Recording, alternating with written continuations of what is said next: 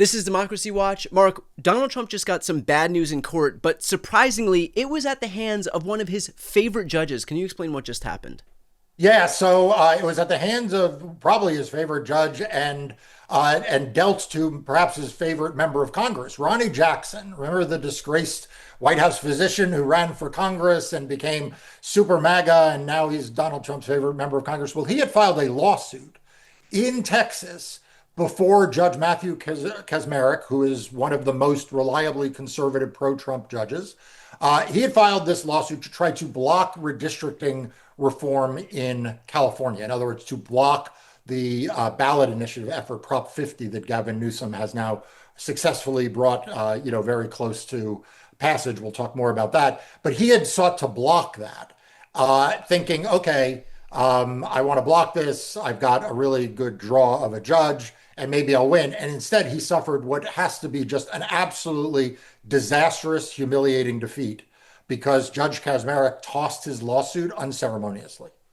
What does it say that even these rubber stamp judges are now recognizing the frivolity of the claims being put forward by Trump's top allies? Like, what is that? Does that signal anything moving forward?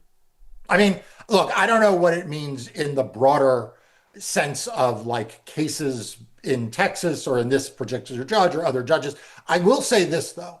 The Republicans tried to stop the Prop 50 by going straight to the state Supreme Court. And they filed a lawsuit straight in the state Supreme Court. And the state Supreme Court of California dismissed it without even asking the state to respond, Yeah. which is like a shocking response from a court. I mean, like usually courts will at least let make the party being sued say something before dismissing a case. Then another lawsuit was filed directly in the state Supreme Court of California. And the same thing happened again. Once again, the state Supreme Court just unceremoniously rejected the lawsuit. Now you have Ronnie Jackson in Texas saying, okay, maybe the problem is the California courts are not favorable to us. So, like, we will literally go to the most favorable courtroom in America for Donald Trump and conservatives, and we will try it there. And now he has suffered, just an absolute disastrous humiliation. If you want to talk about a brutal outcome for Donald Trump, it is losing a case where Ronnie Jackson is trying to do your bidding, congressman who does anything for you. And Judge Kacsmaryk says, no, this case is, without merit, there's no standing, you can't bring this forward. So I think that it has broader implications for what we are going to see in future efforts by Republicans to block Prop 50, because when it passes, they will say, well, now we can bring a lawsuit and stop it. But everyone needs to realize they've already tried with their three best lawsuits, and this is where they've wound up. Why are Republicans trying so hard? What are the implications of Prop 50 passing that scares them to the point that they are throwing everything they have against the wall and even trying to bring these lawsuits against judges who they view as rubber stamps for them?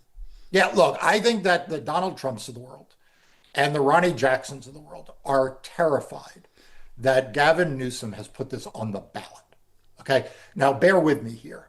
I think that if Gavin Newsom had found a way, and I know there was some talk about this at the time, I think I even said maybe that was the way to go, where the legislature could say, well, the commission only applies to the first map, but not subsequent maps.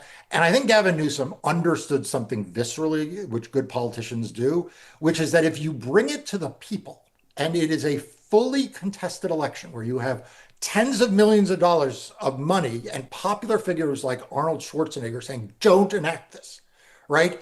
And then you have tens of millions of people saying, do enact it, and it passes. Well, that's now not just a big deal for California. That is now a movement that will spread like wildfire throughout the country, right? Because now, all of a sudden, the politics of being on this issue, if you are a Democrat, whether you are a Democrat in Colorado or in Maryland or in Virginia or New Jersey or in New York or Oregon or Washington State or Illinois, right? Wherever you are now looking at what happened in California and you are thinking, wow, not only did this long shot effort procedurally pay off, but it did so in a way that galvanized. It actually strengthened the political position that Gavin Newsom is in, right? I mean, like this was a political winner. And so I think that if you're Donald Trump and you're Ronnie Jackson, you're thinking this is an utter catastrophe. This is a disaster of epic proportions. You think that fire and brimstone is only something that you read about in the Bible or in novels. It is now falling down on Donald Trump's and the Republican Party's head because of what we are seeing with their failed efforts to stop this and what this can mean for a political movement as we roll forward for 2024, for 2025 into 2026 and beyond. And I think that's playing itself out in real time right now because we just had an update in Virginia that took everybody by surprise. So can you explain really briefly for folks who maybe didn't see our previous episode of Democracy Watch, what just happened in Virginia? Yeah, I mean, what we saw in Virginia is essentially the Virginia Democratic legislature being like, you know what, we're going to pull a rabbit out of our hat. Everybody said it couldn't be done in Virginia. You remember, wasn't that long ago, people said it can't be done anywhere. Then Gavin Newsom said, you know what, I got a way to do it in California, and there were doubters. And then he showed that it's not only can he do it, but it's popular. And then everybody said, well, we can't do it in any place else. And now the Virginia legislature is like, we've got a way too, which involves the legislature hijacking essentially an old special session that's still open that Glenn Youngkin called, using it to repeal the state's constitutional amendment that requires nonpartisan redistricting. Then waiting, hopefully, that Abigail Spanberger wins that election, which I think she will, and sweeps in a complete majority in both chambers in Virginia. And in the new year, new session of the legislature, they do it a second time. That's what's required in Virginia, to then put it on the ballot for the voters of Virginia, to then repeal this constitutional provision in the state constitution. And then the legislature can draw its own map. Now, that sounds like a lot of steps, but honestly, it was a lot of steps in California. Yeah. And that momentum forward is causing creativity and spine stealing by the legislators and the elected officials, but it's also creating a positive political momentum among voters. And that is always the rocket fuel. You want to know how you make no, we probably can't into yes, we can, the old Obama slogan. It is by people being behind it. And that is what has happened now in California, is it's shown that it is not a backroom effort. It's actually an organizing effort. It is an affirmative. People in California are excited about this as a movement for democracy.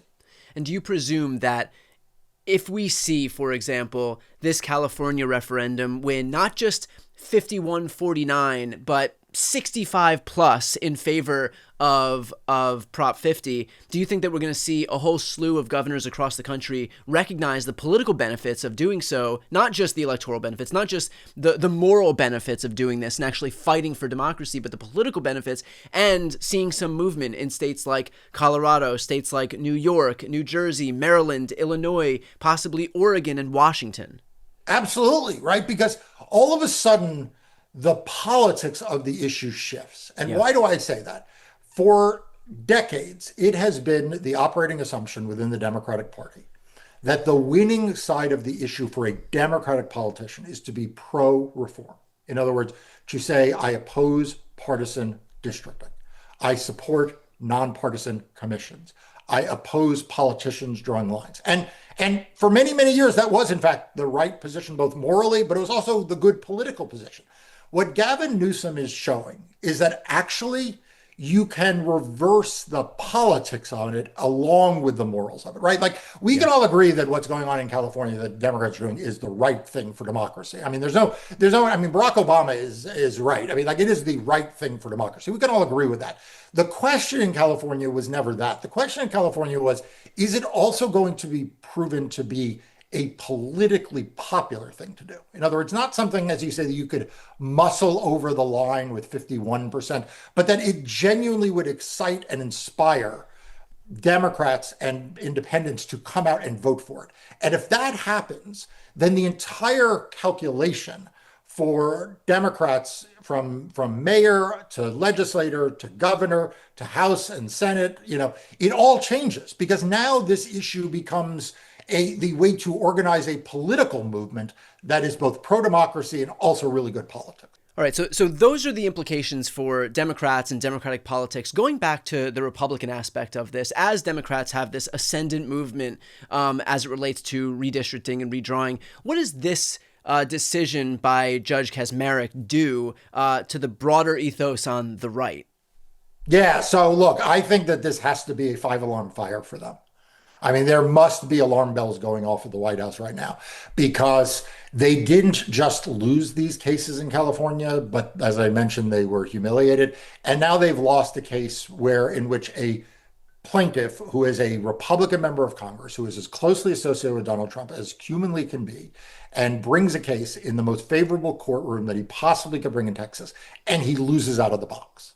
And so all of a sudden, they have to start worrying that perhaps they are going to lose more cases than they think they will, that they may not have a lock on what's going forward. We've talked about this before. My law firm, after the Texas map was drawn, brought an immediate lawsuit within Yeah. hours after it was drawn.